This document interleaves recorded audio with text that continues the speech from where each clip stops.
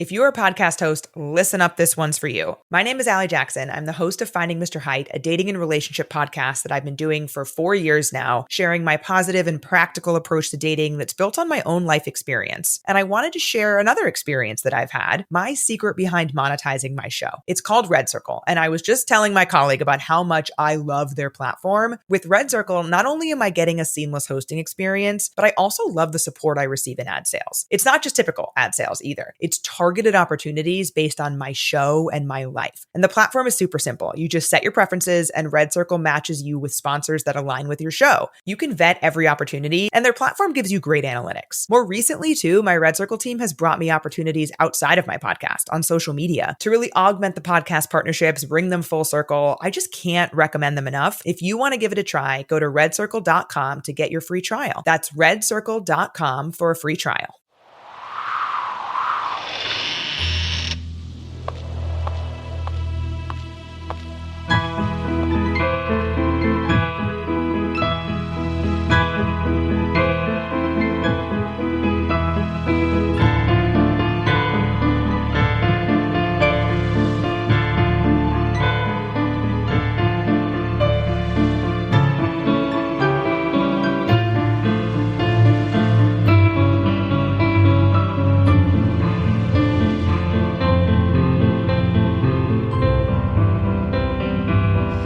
Things with Wings Productions presents Chapter 39 of the Skylark Bell Skyedive.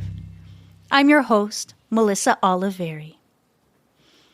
In last week's episode, Magpie stopped the Skylark Bell from causing the boating accident that set Farfalla's time loop, and consequently Magpie's, in motion. In today's episode, we read Chapter 39, Nothing, in which Magpie finds herself at a crossroads. Today's podcast partner is the Boopod Network, a collective of independent true crime and paranormal podcasts, which includes the Skylark Bell. There have been several fantastic collaborative projects featuring various members of the Boopod Network over the past year or two, and each individual podcast is fantastic in its own right. Just check the show notes for links to podcasts that are part of the Boopod Network, and be sure to give them a listen. You won't regret it. Now it's time to settle in, grab a blanket and a warm drink, and let's get started. At first, there was nothing. I remember my thoughts swirling. Is nothing something? How can I have thoughts if there is nothing? Thoughts are something. I could quickly feel myself losing my grip on reality, when suddenly there was something. A spark, a flash of light, a reflection. I turned my gaze to it, and gradually the light grew bright enough to illuminate the woman. She had long silver hair, and was dressed in a somewhat shapeless white linen gown with colorful embroidery on it, birds and flowers and animals. I remember being fixated on the stitches, like focusing on them would help keep me grounded in this strange, frightening instance. I looked down at her hand and found the source of the light to be the bell, the one I had grasped in midair as Farfalla hauled it off the edge of the cliff. So the bell still exists. That wasn't part of the plan. I glanced at our surroundings, but there was only darkness. Darkness as oppressive as the silence at Meadow Lane. Again, nothing. We were surrounded by nothing. Nothing but darkness. Perhaps darkness is something. The swirling thoughts again. Finally, I chose to speak, my words echoing in the emptiness around us and cutting through the madness attempting to claim my mind. "Where are we?" I asked the woman. "We are in between," replied the woman, a slight smile on her face. "In between what?" I asked her. "In between. Between everything and nothing. Between fire and water. Between earth and sky, sound and silence. between the head and the tail of the Ouroboros, she replied.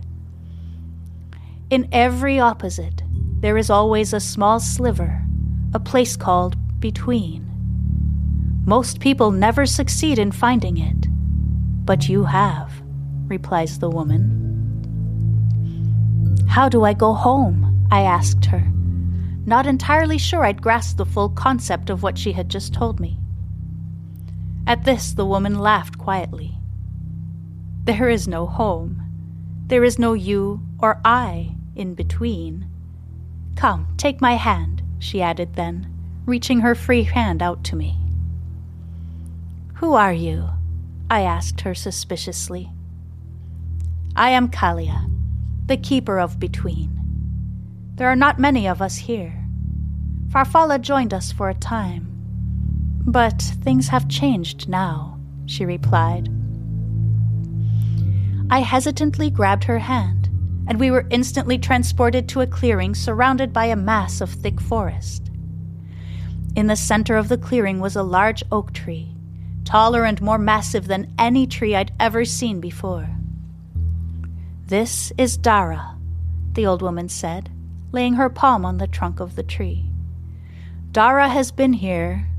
At this she waves her hand around to include the forest, the air, and the earth in her description of here. Longer than anyone or anything else. Dara is the beginning, the end, and the in-between. At this point, I had no idea where I was or what this woman was talking about.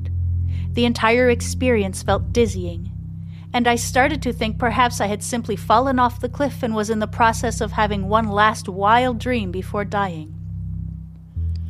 You did not die, says the woman, as if reading my mind, but you did not live either. At this, my head whipped up toward her. What do you mean? Where am I? I asked, my voice cracking with palpable fear. As I told you, you are in between, and you have a choice to make. You can go to what was before, or you can go to what comes after. Or you can stay here, in between, and experience it all, says the woman. I remember the precise moment realization hit me. I was standing at a crossroads, my path branching off into 3. I could choose the before and go back to my time loop, to how things were, and repeat the lifetimes of losing Lucas. Or I could choose to stay in between, trapped inside an oak tree like Farfalla, eternal, shifting back and forth through time, but living as only half a person, half a consciousness. Or I could choose the most frightening of all, the after, the future, the unknown. Would I be dead? Would I be a baby again, born with a fresh start? Would I disappear altogether, no one remembering that I ever existed? I had lived my lifetime so many times. I had grown accustomed to knowing what was to come. The thought of the unknown was the most terrifying thing I could think of.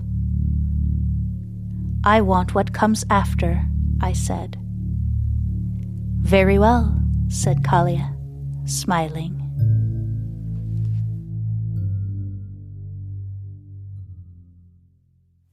Thank you so much for listening.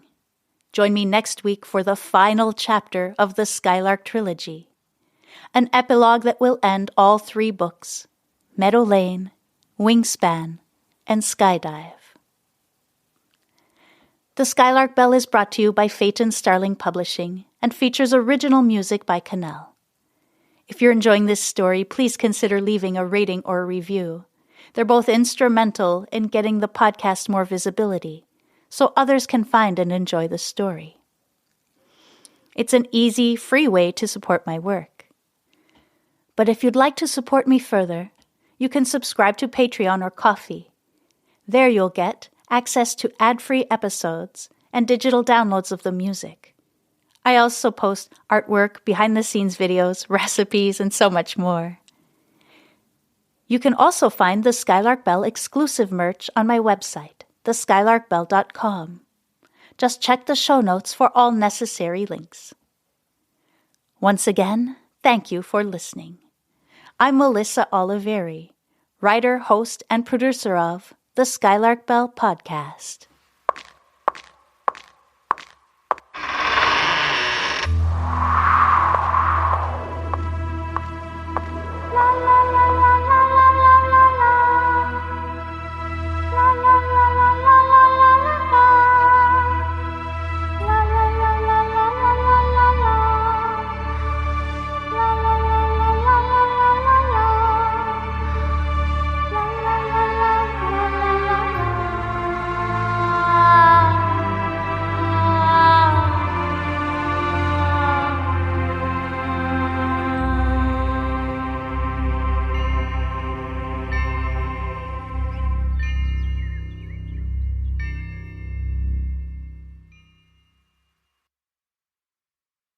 If you're a podcast host, listen up, this one's for you. My name is Allie Jackson. I'm the host of Finding Mr. Height, a dating and relationship podcast that I've been doing for 4 years now, sharing my positive and practical approach to dating that's built on my own life experience. And I wanted to share another experience that I've had, my secret behind monetizing my show. It's called Red Circle, and I was just telling my colleague about how much I love their platform. With Red Circle, not only am I getting a seamless hosting experience, but I also love the support I receive in ad sales. It's not just typical ad sales either. It's targeted opportunities based on my show and my life. And the platform is super simple. You just set your preferences and Red Circle matches you with sponsors that align with your show. You can vet every opportunity and their platform gives you great analytics. More recently too, my Red Circle team has brought me opportunities outside of my podcast on social media to really augment the podcast partnerships, bring them full circle. I just can't recommend them enough. If you want to give it a try, go to redcircle.com to get your free trial. That's redcircle.com for a free trial.